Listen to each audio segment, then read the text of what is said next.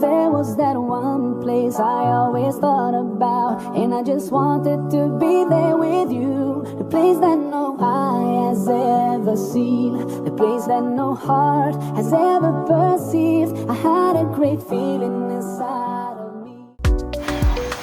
Assalamualaikum warahmatullahi wabarakatuh. Alhamdulillah, puji syukur kehadirat Allah subhanahu wa ta'ala. Salawat serta salam semoga tetap tercurah melimpahkan kepada junjungan kita, yakni Nabi Muhammad sallallahu alaihi wasallam. Yang saya hormati Bapak Kiai Haji Muhammad Hasan Mutawakil Anallah SHM selaku Ketua Yayasan, Bapak Profesor Dr. Abdul Aziz Wahab BAMAG selaku Rektor, Bapak Dr. Ahmad Humaydi MPDI selaku Dekan, Ibu Kustiana Arisanti MPDI selaku Kaprodi, serta yang saya hormati Ibu Umi Ailia Maufirah MPDI selaku dosen pengampu mata kuliah Akhlak Tasawuf, dan teman-teman yang berbahagia. Perkenalkan, saya Inani Firdausia ingin mempresentasikan studi Akhlak Tasawuf.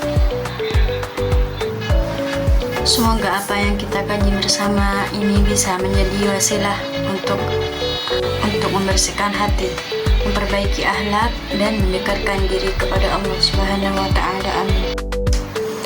Baik, pada kesempatan kali ini saya akan menjelaskan mengenai tokoh dan aliran tasawuf klasik. Pertama, kita perlu memahami pengertian tasawuf klasik. Tasawuf klasik merupakan tahap awal perkembangan tasawuf yang muncul sekitar abad kedua hingga ke-5 Hijriah. Pada masa ini, tasawuf lebih menekankan pada penyucian jiwa, memperbaiki akhlak, serta mendekatkan diri kepada Allah melalui ibadah dan kehidupan yang sederhana. Jadi, tujuan utama tasawuf klasik di sini bukan untuk meninggalkan dunia, tapi agar manusia tidak terlalu mencintai dunia sehingga tetap mengutamakan kehidupan akhirat. Selanjutnya, latar belakang munculnya tasawuf klasik.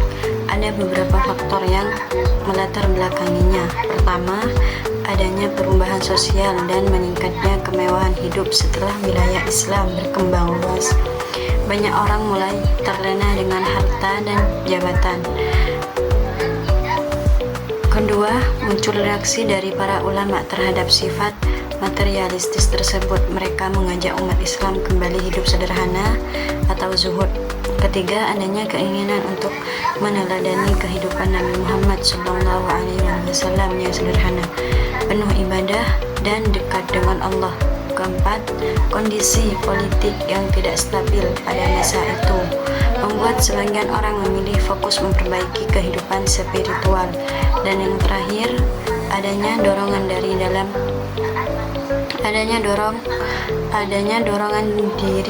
dalam diri sendiri untuk lebih mengenal dan mendekatkan diri kepada Allah. Kemudian, ciri-ciri utama tasawuf klasik. Yang pertama adalah menerapkan sikap zuhud, yaitu tidak berlebihan dalam mencintai dunia. Kedua, memperbanyak ibadah seperti sholat, puasa, zikir, dan membaca Al-Quran.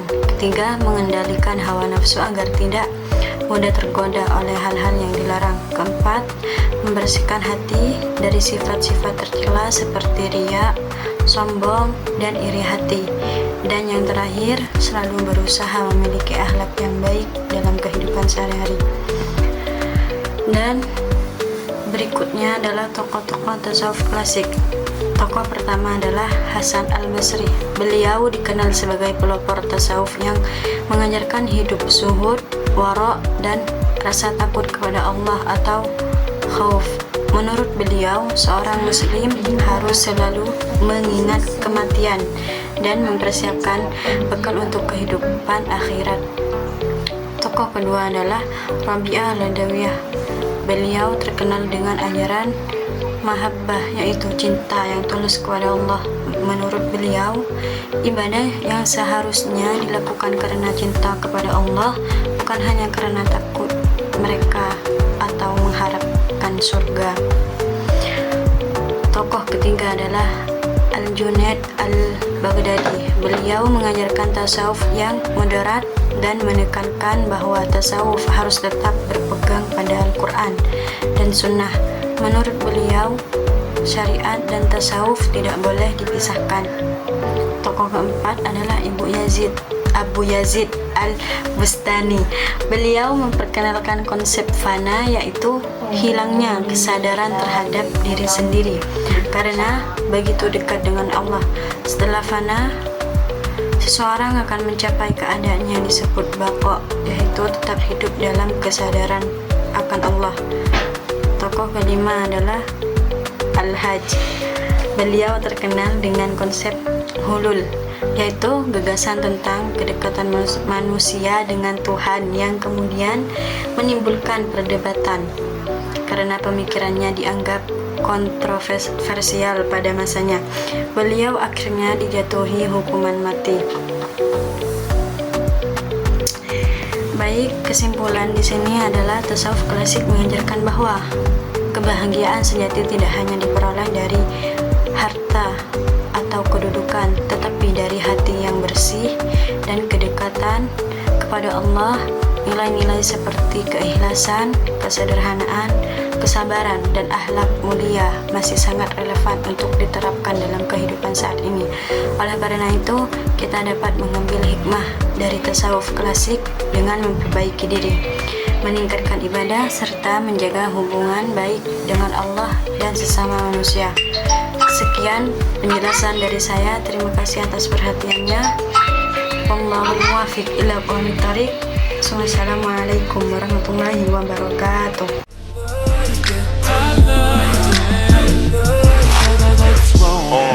Pull your panties down from under you.